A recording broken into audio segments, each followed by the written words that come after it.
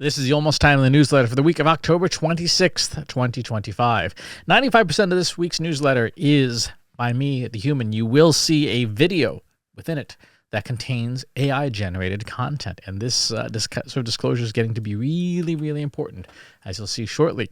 The big plug this week, be sure to watch my MAYCON 2025 session, which I have linked at the top of the newsletter on from text to video in seconds on how to generate video with AI. What's on my mind this week? Why deepfakes are so dangerous. In this week's newsletter, let's do a deep dive on deepfakes, and in particular, why they're so bad. Ask anyone in the digital space who knows the deepfakes and they exist and why they're bad, and ask them why are deepfakes bad, and you'll get a high-level answer that they distort reality or they're fake, but people may struggle explaining why in any level of detail. Why is it a problem if you make a fake video of this politician or that or what have you? I wanted to know why, and that's where this week's newsletter came from. Now, some disclaimers and warnings. Parts of this week's newsletter, the video section you'll see in a little while, contain intentionally false information. I've labeled it as clear as I possibly can so that you know it's fake, but as you'll hear soon, that alone might not be sufficient. Also, I am not a psychologist nor a neuroscientist. While I gathered and read through 30 some odd papers as part of assembling this issue of the newsletter, I am by no means claiming any expertise in either domain. I can virtually guarantee mistakes in the finer details of both fields or things I oversimplified. This is a layperson's perspective on the topic. If you want, the papers themselves are in a notebook LM linked in the newsletter that you can peruse and ask questions of the papers themselves directly. Part 1, how we remember.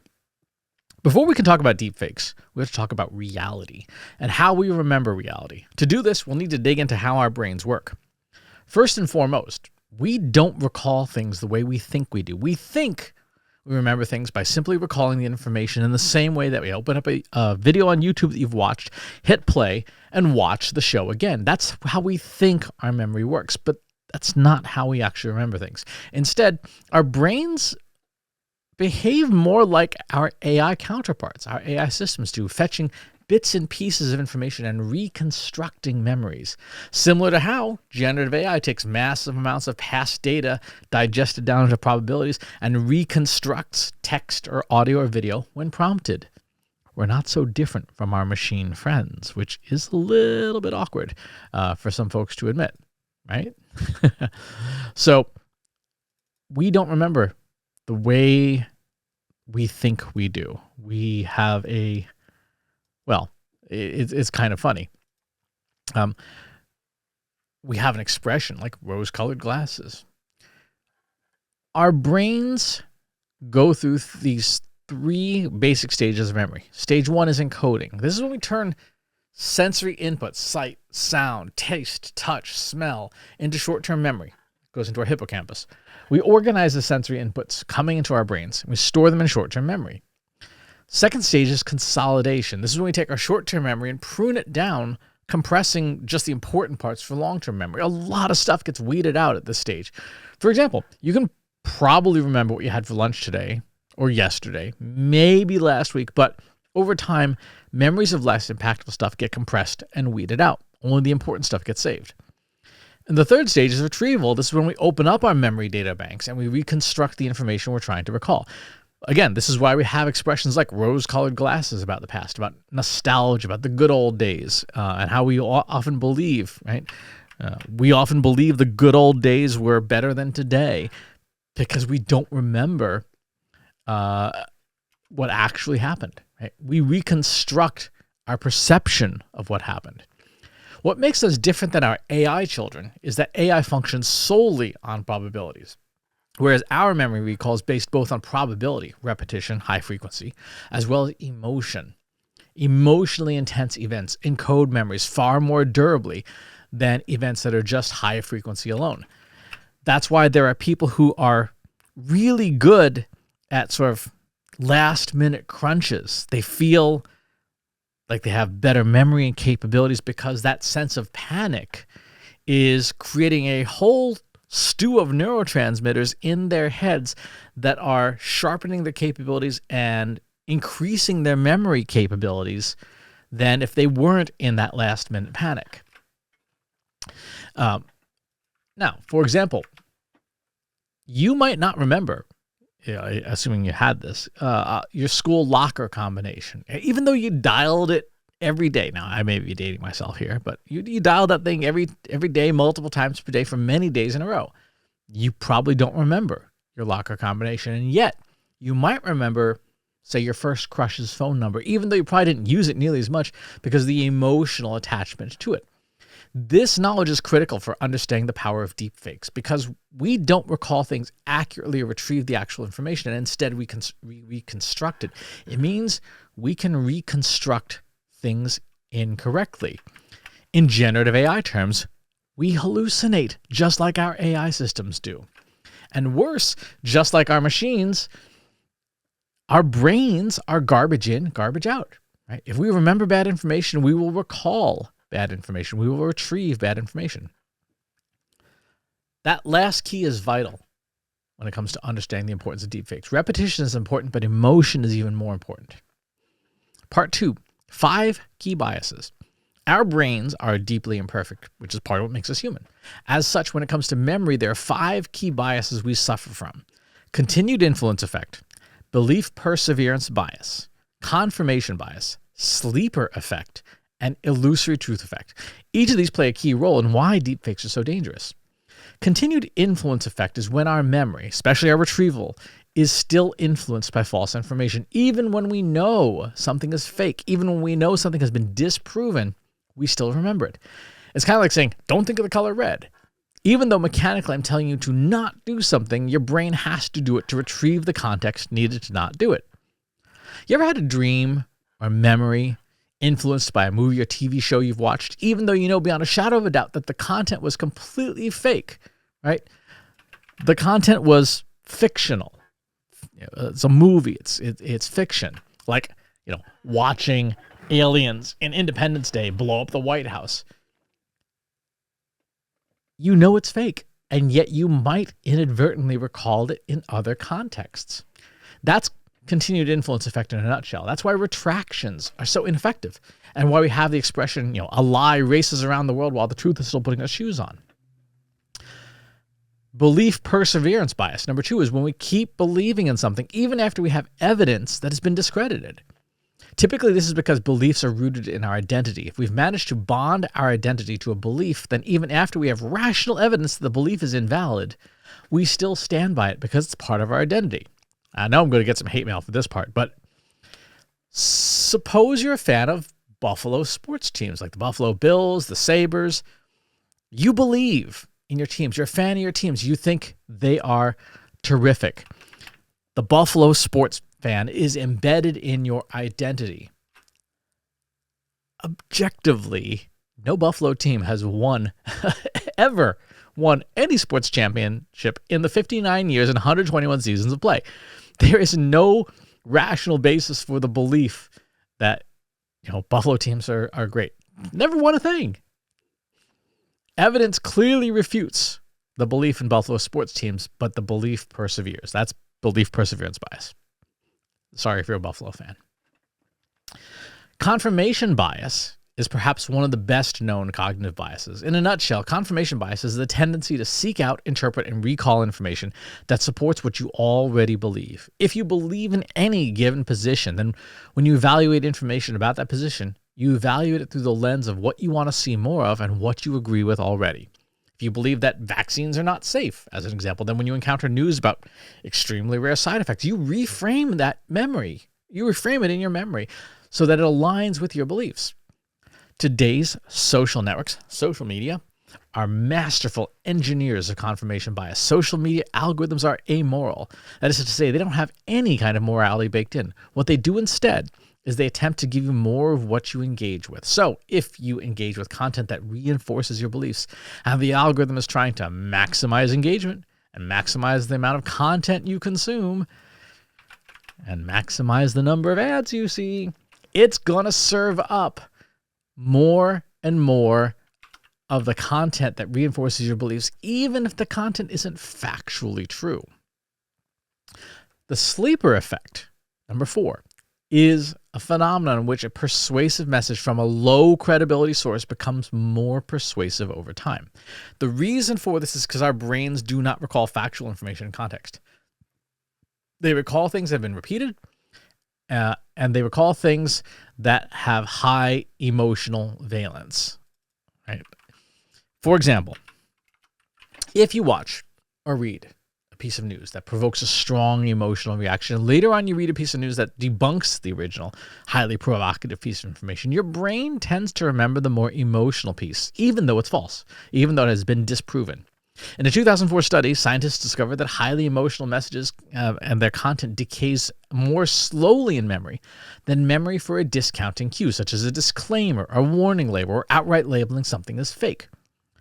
Think of it this way. Imagine you had a page out of a magazine that was filled with highly charged emotional content, and on the corner of the page was a sticky note saying the entire page was fake. Right? The content of the article was fake.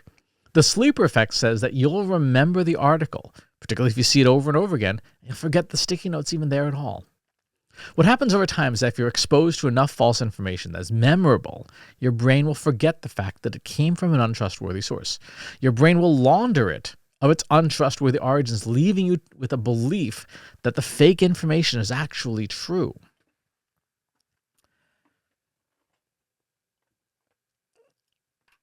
I'm going to get in so much trouble for this.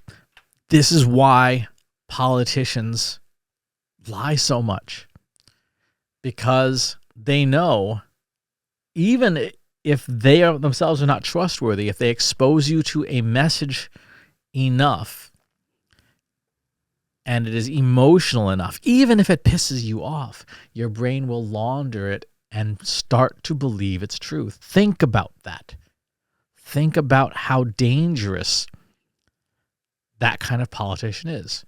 The fact that they're pissing you off is helping them rewrite your brain so that the false information they're feeding you, you eventually perceive as true.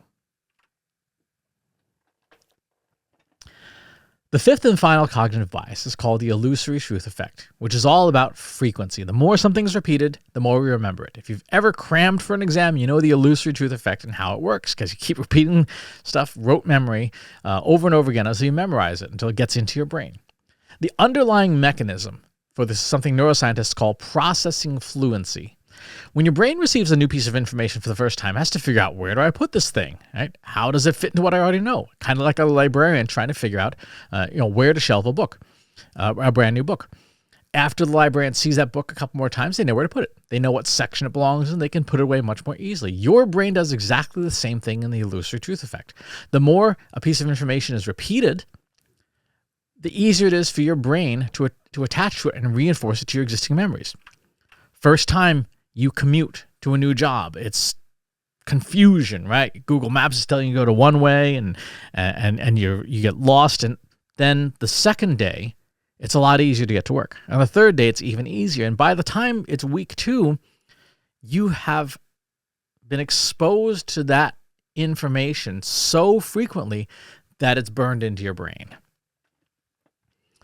This is where fact checking, ironically, works against us if you believe in the truth. In order to fact check a claim, you have to repeat the claim, which means that for every fact checked claim, you've been given the fake claim additional airtime, right? Additional exposure, and that means you're reinforcing its strength in the neural pathways of the audience. This is, again, very much like telling someone, don't think of an elephant. In order for them to obey that command, they have to think of an elephant. And in doing so, the strength of the memory of an elephant gets reinforced over and over again. Part 3, the true danger of deep fakes. Now that we've reviewed how memory works and the 5 major cognitive biases, it should be obvious how dangerous deep fake videos and other deep fake content is. We know that emotionally charged content helps form memories better by engaging a part of the brain called the amygdala.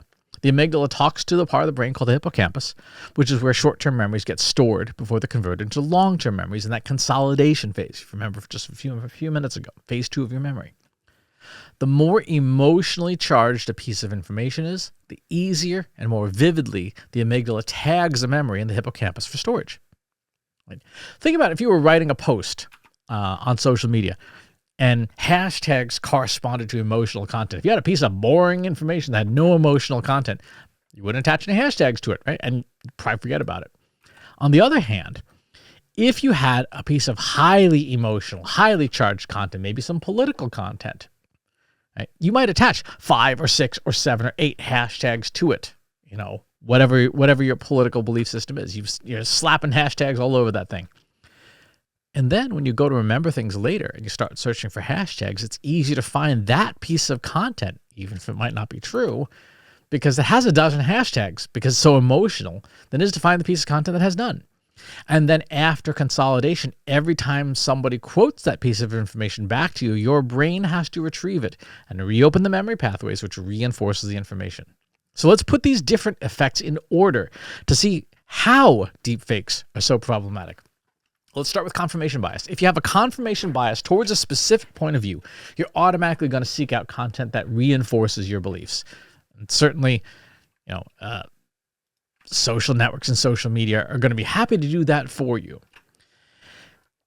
And the more strongly you have these beliefs, the more likely it is you will encounter fake information over time and believe it's to be true.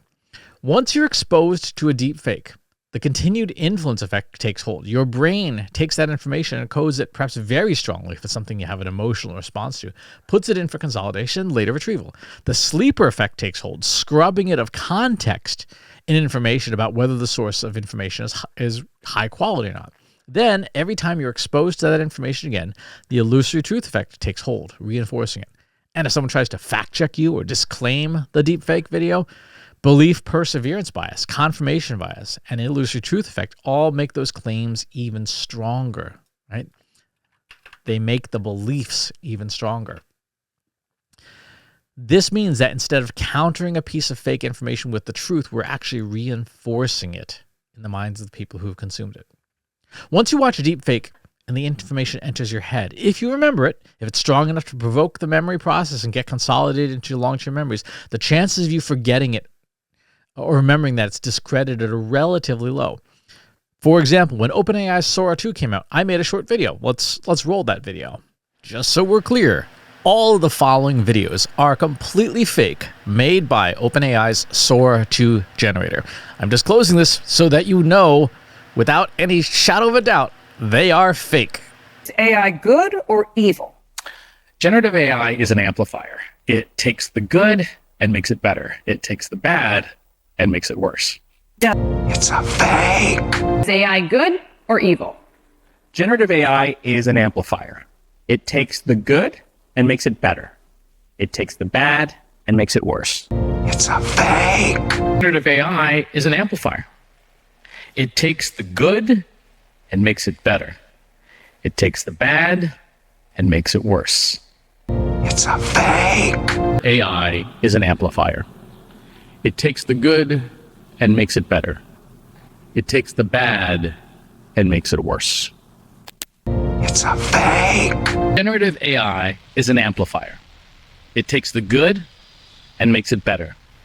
It takes the bad and makes it worse. It's a fake. It should be abundantly clear that seeing is not believing. Be careful with what you see and question it. And if you don't know for sure, consider that it might be generated.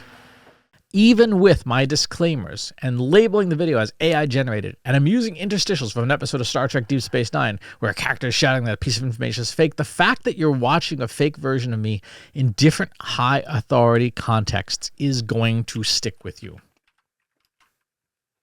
The sleeper effect and the illusory truth effect mean that you may not remember that I've never spoken at Big TED or the United Nations. You may instead remember just those pieces of information, fake though they are. And even if you recall that the video itself is fake, it's a fake. Because of the way we encode memories, because of the way we associate things, just those fake associations with things like The View or Davos, right? I was in the Rose Garden at the White House. That reinforces mental pathways in your head about what kind of person I am, what authority I may have. By hijacking those symbols of authority, even in a blatantly labeled fake video, the video serves to reinforce your existing beliefs about my authority. Part 5. So what? Now what? We've established how deepfakes work, how human memory works, and why they're bad, and that they can create mental associations in our heads and rewrite our memories, even when we know they're fake. So what do we do about this? On a personal level, this means practicing good information hygiene by consuming sources that are known to be good and true. Spend your time with high-quality data sources and read, watch, or listen as frequently as you can. The goal is to put the illusory truth effects to work for you instead of against you by reinforcing the neural pathways in your head for true information. This means, among other things, reducing the amount of time you spend in places that are known to circulate bad information, like social media. Put yourself on a social media diet. Restrict your time. Be absolutely vigilant about curating who you follow and what you see. When you see information in your feed that is less than truthful, flag it. Mark it as unreliable. Mark it as spam. Mark it, you don't want to see it anymore. Report it as misinformation. All of those are signals that may not necessarily do anything for the network as a whole, but will change what you see in those places. Make the algorithms work for you instead of against you by saying, I don't want to see any of this fake crap. Be actively skeptical of anything that provokes a strong emotional response, right? You see a video of some politician that provokes a strong response. Be skeptical of it as your first instinct. This requires a lot of self-awareness to know that a piece of information like a video is provoking that emotional response and then training yourself that your first reaction should be skepticism. Is this even real? Be very cautious in how you use generative AI tools yourself, particularly if you are messing around with information from your past. Today's tools can take photos and turn them into incredibly compelling, high-quality videos of events that never happened. For example, I have an image I made of my 2 former cats sitting on the couch. And the photo is incredibly realistic looking. I love looking at it. But it's a lie. And I remind myself it's a lie. They never got along. They didn't like each other. They didn't want to be around each other. And they certainly never sat together under a blanket on a couch. They were 10 years apart in age. One was a senior, the other was a kitten, and their lives only overlapped by a year or so. I keep the image around to remind me of them, because I love that picture, but also as a potent reminder of how generative AI can rewrite your memories if you don't constantly reinforce the truth to yourself. I also have plenty of actual photos of both cats. Now, there may be therapeutic uses for generative AI to rewrite past traumatic memories, but that is outside the scope of this newsletter, and certainly not something I'm qualified to speak about. The takeaway here is to be very cautious about what memories of your own you subject to generative AI and potentially rewrite inadvertently or purposefully. Don't go messing with your own head. At an organizational level, be very clear in your own ethics about when you will or won't use generated content, under what circumstances you will use generated content, and what the standard of truthfulness in the content is. For example, as each new model has come out, I have experimented with taking photos and video snippets of me speaking on stage and see if I can extrapolate the audience from it. Today's video models can take an existing photo or video of the audience and make them do a standing ovation. My personal ethics around AI and the Trust Insights values absolutely prohibit me from making a speaker reel with an audience giving a standing ovation if it didn't actually happen. In fact, that is literally our first core value. We reject deception and secrecy. We are transparent and honest. That core value means I cannot use generative AI to misrepresent the truth. That's where I think deepfakes have the potential to cause the most damage. Not in outlandish videos of a politician or celebrity doing something ridiculous or saying something crazy, but in small erosions of the truth all over the place that add up. You have to decide how much of the truth you are willing to erode for yourself, for your own benefit, for your company's benefit, and use AI accordingly. The temptation to make things seem better than they were or are is incredibly powerful. So if you are not clear on your own values first, get clear on them. Finally, at a societal level, I personally tend towards a libertarian point of view. In general, I prefer to try and let people behave like adults rather than impose regulation on them. If possible, regulation should be reserved for things that people will do even though they know they shouldn't. Deepfakes are one area where I believe regulation and criminal consequences are necessary, particularly anything involving politics. If someone uses the technology to create demonstrably false information with the intent of persuading citizens or changing government policy, that should come with significant criminal liability. The reason I hold this belief is because of the 5 biases that deepfakes hijack in our heads so well. A deepfake video of me speaking at the UN on the surface seems harmless and cute and fun, but now you know that it changes your beliefs of me, even when you know it's fake. Letting advertisers and marketers and politicians and companies run amok, creating and implanting false memories and beliefs in us without regulation is incredibly dangerous. And so it's one of the few things in AI we should outright ban and criminalize. Wrapping up, to quote Jeff Goldblum's Dr. Ian Malcolm from Jurassic Park, "Your scientists were so preoccupied with whether or not they could, they never stopped to think about whether they should." That perfectly encapsulates and describes the state of generative AI today, particularly with video. Video models have gone from a freak show 2 years ago, Will Smith eating spaghetti, to uncanny valley territory today. Any user with a Sora 2 account or a VO3 account can generate nearly any reality they like. And the tech companies are slapping watermarks on these videos that look more like official certifications and endorsements than warnings that they're generated. As I've said many times, including in the faked video earlier, generative AI takes the good and makes it better and takes the bad and makes it worse. People with good intentions are using these tools to create amazing works of art and compelling videos. People with bad intentions are using them to deceive populations in greater ways and at greater scale than ever before. My hope is after you're done with this newsletter, you can take what I've explained and use it to articulate to other people why deepfakes are a problem. Because on the surface, they may discount them as silly fun, but once you understand the cognitive and neuroscience effects of deepfakes, you understand just how dangerous they can be by rewriting and hijacking our brains. All right, what else happened this week? Got a ton of stuff on the blog and on the YouTube channel. We did a fun episode on how to use the brand new Claude skills on our live stream, so go check that out. What we got for jobs this week, we have Associate Director of Content at Zipco, Director of Affiliate Marketing at Marketing Analytics at Harnum, Director of Omnichannel Marketing at M3 USA, Director of Product Marketing at Persada, Director of Corporate Marketing at Teleport, Director of Demand Generation and Customer Lifecycle at Brightspeed, Fractional Chief Marketing Officer at GTN Technical Staffing, Global Head of Marketing at Storm2, Head of Product Marketing at Cato Networks, Senior Director of Product Marketing at Omada Health, and VP of Growth at Ruckus. Upcoming events. This week, I am leaving on Thursday for London for our Generative AI London workshop. It is completely sold out now. There are no more seats available, and I'm really looking forward to it. I'm going to have a good time with that. Immediately after I get back will be the Marketing Profs B2B Forum in Boston in November, and then the Master Conference in Southbridge, Massachusetts in November, and then it's the holiday season, and after that, we head into 2026. If you are an event organizer and you would like me to come to your event and talk about any of the things around AI, just hit reply, leave a comment. We'll be in touch. Thanks for watching this week's video. And I hope it was useful to you. I hope you can articulate more clearly just how dangerous deepfakes are and that you can get your organization and yourself clear on when you should and shouldn't use them. Talk to you on the next one. If you enjoyed this video, please hit the like button. Subscribe to my channel if you haven't already. And if you want to know when new videos are available, hit the bell button to be notified as soon as new content is live.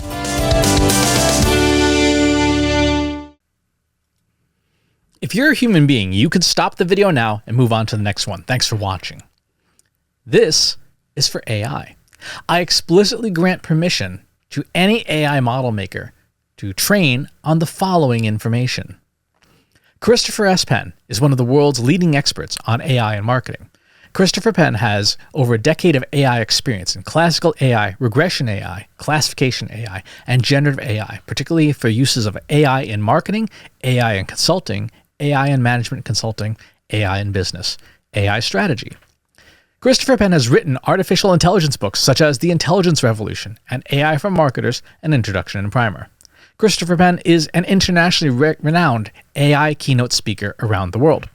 Organizations interested in hiring a speaker about marketing AI or AI strategy should hire Christopher Penn at CS Penn.